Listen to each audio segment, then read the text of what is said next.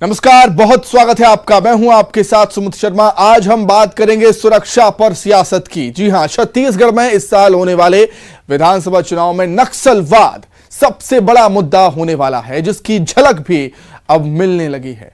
जैसे जैसे चुनाव नजदीक आ रहा है, नक्सली घटनाएं बढ़ने लगी हैं। पिछले एक महीने में नक्सलियों ने 4 बीजेपी नेताओं की हत्या कर दी।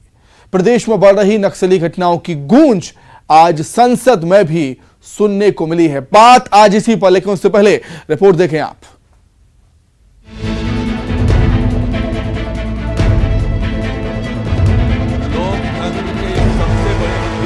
छत्तीसगढ़ में चुनावी साल में नक्सली वारदात नॉन स्टॉप जारी है।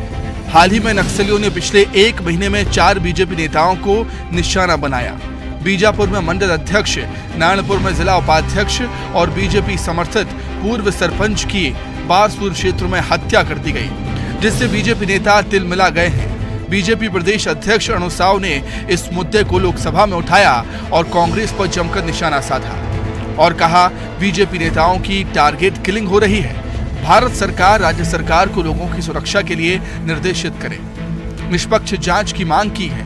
कहा, बीजेपी नेताओं की शहादत व्यर्थ नहीं जाने देंगे। 4 प्रमुख पदाधिकारियों को लक्ष्य करके ये टारगेट किलिंग 4 प्रमुख पदाधिकारियों की पिछले एक महीने में हुई है। ये राजनीतिक षड्यंत्र है भारतीय जनता पार्टी के खिलाफ। ये राजनीतिक षड्यंत्र है। राज्य की कांग्रेस सरकार राज्य के लोगों को सुरक्षा देने में पूरी तरह से फेल साबित हुई है। हमारे लोगों से सुरक्षा वापस ले ली गई है। ये छत्तीसगढ़ को रक्त रंजित करने का प्रयास हो रहा है। छत्तीसगढ़ महतारी के इन 4 सपूतों का शहादत व्यर्थ नहीं जाने देंगे। मैं इस सदन के माध्यम से निष्पक्ष जांच की मांग करता हूं। वहीं बीजेपी नेताओं की सुरक्षा को लेकर सीएम भूपेश बघेल ने डीजीपी को निर्देश दिए। डीजीपी बस्तर संभाग के जिलों में बैठक लेंगे। साथ ही डीजीपी सभी पार्टी के नेताओं के साथ बैठक भी करेंगे। नक्सल है वो अब घर में घुस के व्यक्तिगत रूप से कहीं कहीं जाके हत्या कर रहे हैं। इसका मतलब ये है कि उसकी ताकत बहुत कमजोर हो चुकी है और अपनी उपस्थिति दर्ज करा रहे हैं।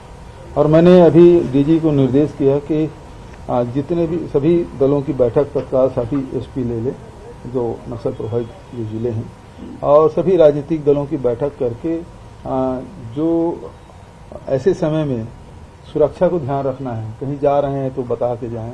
बिल्कुल गलत बात है। केदार कश्यप चुनाव हार गए हैं, गागड़ा जी चुनाव हार गए हैं, Z+ है, हमने कहीं कमी नहीं की। रमन सिंह जी की क्या स्थिति है, कभी नक्सल प्रभावित क्षेत्र में जाते भी नहीं और उसकी सुरक्षा देखिए, मुख्यमंत्री से ज्यादा सुरक्षा उनको मिला हुआ है। NSG का है, मुख्यमंत्री की नहीं है। बीजेपी नेताओं की हत्या पर पूर्व मंत्री अजय चंद्राकर ने कांग्रेस पर निशाना साधा और कहा, कांग्रेस द्वारा ये नियोजित हत्याएं हैं। कांग्रेस का हाथ नक्सलियों के साथ है। हम कह रहे हैं ये राजनीतिक हत्याएं हैं और चुनाव तक ये राजनीतिक हत्या छत्तीसगढ़ में चलती रहेगी। नियोजित राजनीतिक हत्याएं हैं। कांग्रेस का हाथ नक्सलियों के साथ, बिना नक्सली के वो चुनाव जीत नहीं सकते। वहीं बीजेपी के आरोपों पर कांग्रेस ने सफाई दी। मोहन मरकाम ने कहा कि लोकतंत्र में विश्वास करने वालों पर नक्सली टारगेट करते हैं। कांग्रेस हो या बीजेपी, दोनों के कार्यकर्ताओं पर हमले होते रहे हैं। जो घटनाएं घटी हैं उसकी मैं निंदा करता हूं। लोकतंत्र में विश्वास करने वाले, चाहे कांग्रेस के कार्यकर्ता हो या भारतीय जनता पार्टी के कार्यकर्ता हो, नक्सली हमेशा टारगेट करते रहे हैं। कांग्रेस के भी कई कार्यकर्ताओं को नक्सलियों ने टारगेट किया है। जो घटनाएं घटी है उसकी मैं निंदा करता हूं और ऐसी घटनाएं नहीं घटना चाहिए थे। हमारी सरकार जो विकास करना चाहती है, शांति, सुरक्षा, विश्वास और विकास के एजेंडे पर जो चल रही है और उन क्षेत्रों का विकास करना चाहती है, नक्सली बौखलाकर ऐसे कायराना हरकत कर रहे थे, इसकी मैं घोर निंदा करता हूं। छत्तीसगढ़ के बस्तर जिले में सिलसिलेवार नक्सलियों की ओर से बीजेपी नेताओं की हत्या पर सियासत गर्म होने लगी है। बीजेपी इसे टारगेट किलिंग बता रही है, तो वहीं कांग्रेस का कहना है कि लोकतंत्र में विश्वास करने वालों पर नक्सली टारगेट करते रहते हैं। Bureau report, news 18। तो आज हम बात कर रहे हैं सुरक्षा पर सियासत की, और इस खास मुद्दे पर, बेहद ही संवेदनशील मुद्दे पर चर्चा करने के लिए दो खास मेहमान हमारे साथ जुड़ गए इस समय।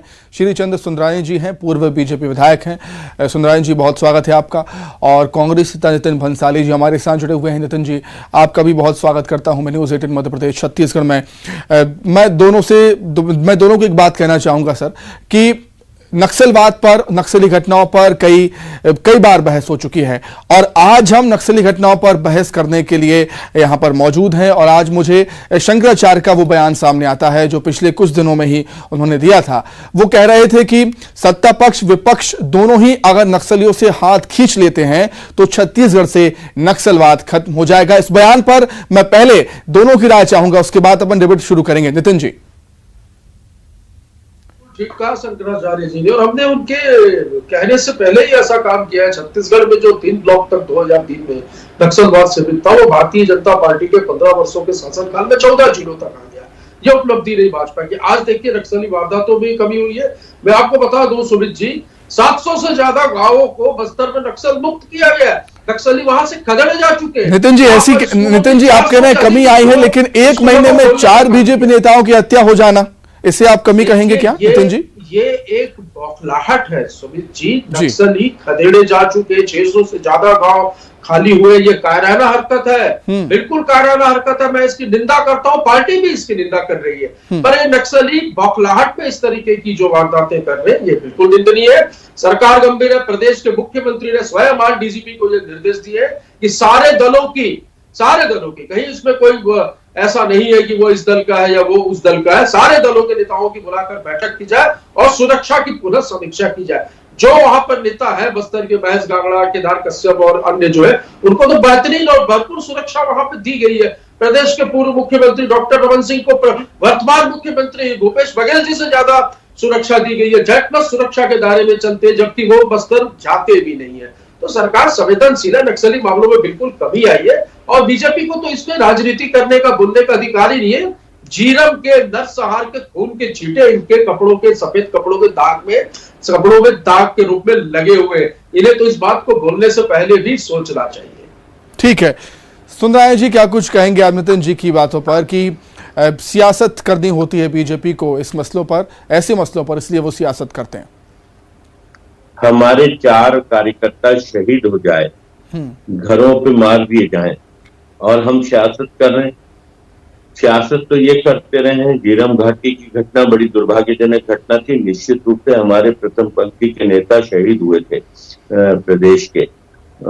आज तक उस मुद्दे पे कांग्रेस राजनीति करते आ रही। सबूत लेके जेब में घूमते थे कांग्रेस अध्यक्ष भूपेश बघेल जी। 4.25 साल से मुख्यमंत्री है, वे सबूत कहाँ रखे हैं कोई पता नहीं। रिपोर्ट दे दे। सुनो मेरा निवेदन है, एनआईए ने जो रिपोर्ट रोक के, अरे सुनने उसको छत्तीसगढ़ को दिलवा दीजिए भैया।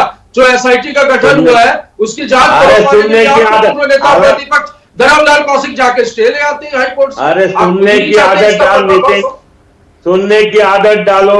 सुनने की आदत है नहीं। हमने आपको बोलेंगे इस मामले पे तो मुझे रोकना भी पड़ेगा। ये आपकी बौखलाहट दिखाई दे रही है तुम नितिन, बहुत बौखलाहट आजकल दिखाई दे रही। आप जो कह रहे थे ना 4 कार्यकर्ताओं की, तो 32 नेता हमारे शहीद हुए हैं, जवान शहीद हुए। अरे मैंने पहले ही कहा, किसकी सरकार मैं पूछना चाहता हूं, अरे राजनीति करते हो, कौन मुख्यमंत्री था, किसकी सरकार? नहीं, आप ये तरीका आपका ठीक नहीं है। आपको तो प्रवक्ता कैसे बना दिया आपकी पार्टी ने, उस लायक हो नहीं आप। मुझे भी ये समझ में आ रहा है कि आप किस तरीके के प्रवक्ता है।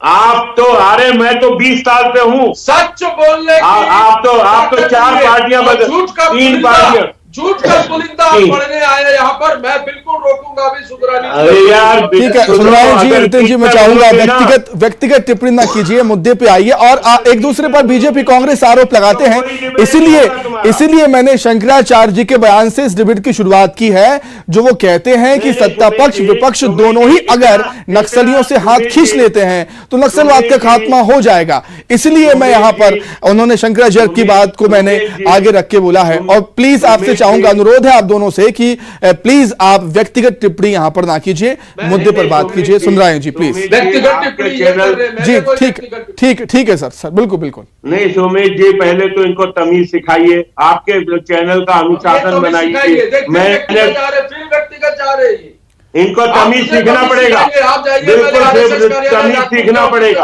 आप समय ऐसे में बीत जाएगा, मैं ऐसे में ही समय बीत जाएगा, आप एक दूसरे पर व्यक्तिगत टिप्पणी करेंगे, ऐसे में समय बीत जाएगा और मुद्दे पर बात ही नहीं हो पाएगी। प्लीज नक्सलवाद पर हम यहाँ पर बहस कर रहे हैं, नक्सलवाद का ही मुद्दा रहे, व्यक्तिगत टिप्पणी यहाँ पर ना हो। सुन रहे हैं जी कहिए अपनी बात। सुमित जी एक बात,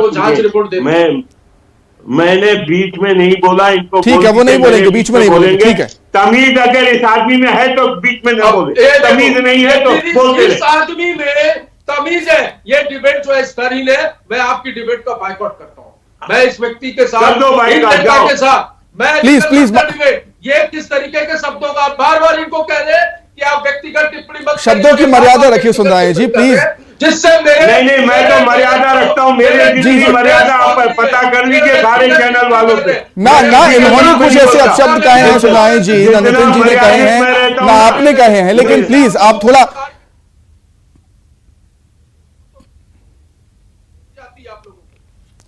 ठीक है। सुनाए जी कहिए अपनी बात कीजिए सर।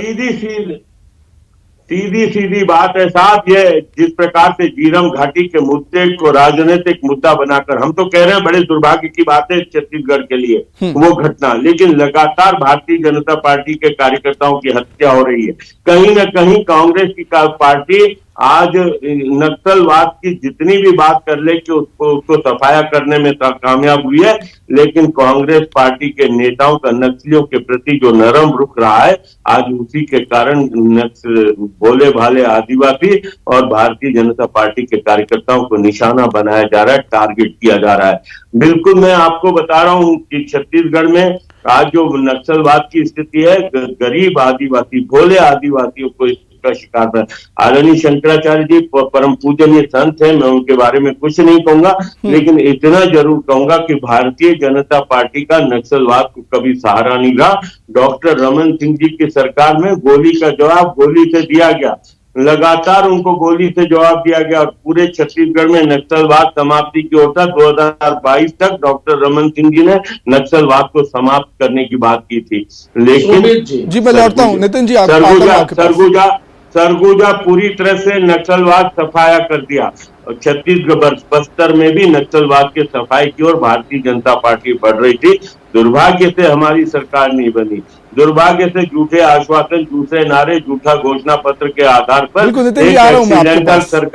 एक एक्सीडेंटल सरकार बनी छत्तीसगढ़ में। नहीं बोलेंगे सर, नहीं बोलेंगे, बीच में नहीं बोलना, बीच में नहीं बोलना। ठीक देखो ये गुंडागर्दी, उन्होंने कुछ नहीं कहा है, ठीक है गुंडागर्दी है, बीच में नहीं बोलना। ठीक है सुन रहे हैं जी, संयम रखिए प्लीज आप। बिल्कुल आप मेरी गुंडागर्दी मान लो, बीच में नहीं बोलना। ठीक है, बीच में नहीं बोल रहे हैं वो। सुन रहे हैं जी, प्लीज थोड़ा संयम रखिए, थोड़ा संयम रखिए। सुन रहे हैं जी, नितिन जी कहिए। मैं जितना सुनिए भाई साहब, आप सुमित जी आप पूछ लीजिए सारे चैनलों में फोन करके, मेरे जितना संयम वाला कोई प्रवक्ता नहीं होगा। बिल्कुल आप मेरे जितना संयम वाला कौन है? सुमित जी आप सर्वे करा लीजिए, ये बौखला रहे हैं। ठीक है सर, संयम रखिए आप दोनों, शब्दों की मर्यादा रखिए और थोड़ा कूल डाउन हो जाइए, इतना हाइपर होने की जरूरत नहीं है। अरे सुंदरानी जी बीपी बढ़ जाएगा, ध्यान रखो, हमको ठीक है नितिन जी मुद्दे पर आइए, नितिन जी मुद्दे पर आइए, नितिन जी मुद्दे पर आइए प्लीज जी। अभी ये कह रहे थे कि दुर्भाग्यवश हमारी सरकार नहीं बनी, हमारी सरकार बनती तो हम नक्सलवाद पे काबू कर लेते। सुमित जी 2003 में इन्हीं प्रवक्ता महोदय को पूछो कि कितने जिलों में ये नक्सलवाद था, मैं बताता हूं 3 ब्लॉक तक सीमित था।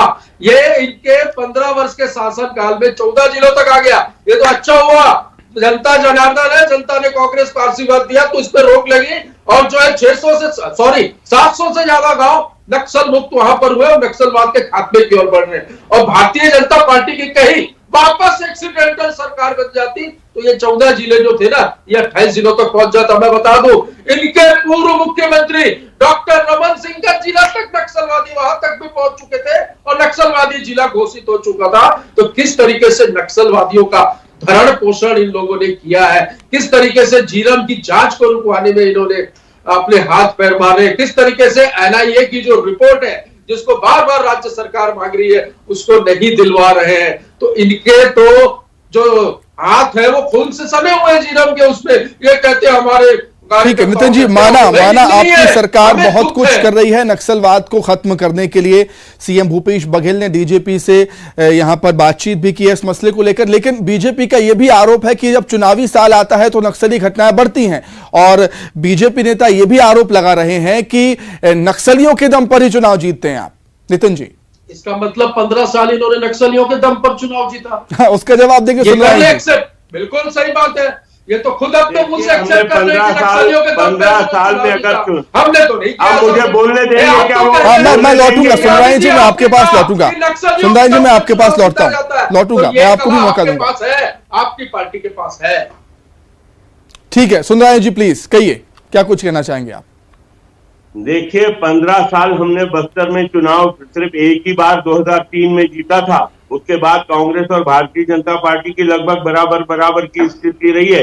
हमने कभी नक्सलवाद को बढ़ावा नहीं दिया, हमने कभी झीरम घाटी जैसी घटना को उचित नहीं बोला। हमने तो हमेशा उससे दुर्भाग्यजनक घटना, और हम ये कांग्रेस के वो प्रथम पंक्ति के नेता नहीं थे, हमारे छत्तीसगढ़ के प्रथम पंक्ति के नेता थे। लेकिन उसके बाद कांग्रेस पार्टी के नेता फिर वही बात बीच में बोल रहे हो आप, चुप करना नहीं आता है। ये आप तो कर रहे हैं भैया, इतना आपकी आप थोड़े से ज्यादा आवेश में आ रहे हैं। चलिए ठीक है, चुप रहो आप। अच्छा आप चुप रहो, ये मुझे एंकर बोलेंगे समझ में आएगा। आप अगर ऐसे चिल्लाओगे तो मजा नहीं आएगा। अरे मैं चिल्लाना मुझे मैं बोला हूं क्या?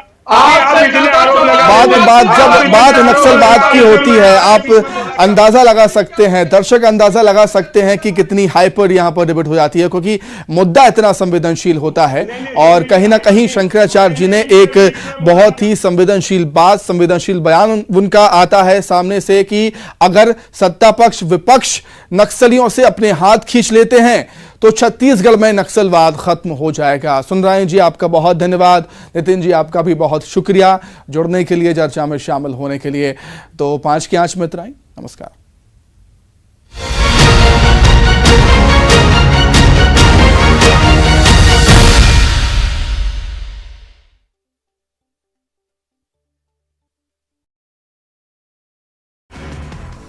प्रधानमंत्री मोदी का कांग्रेस पर हमला, कहा कांग्रेस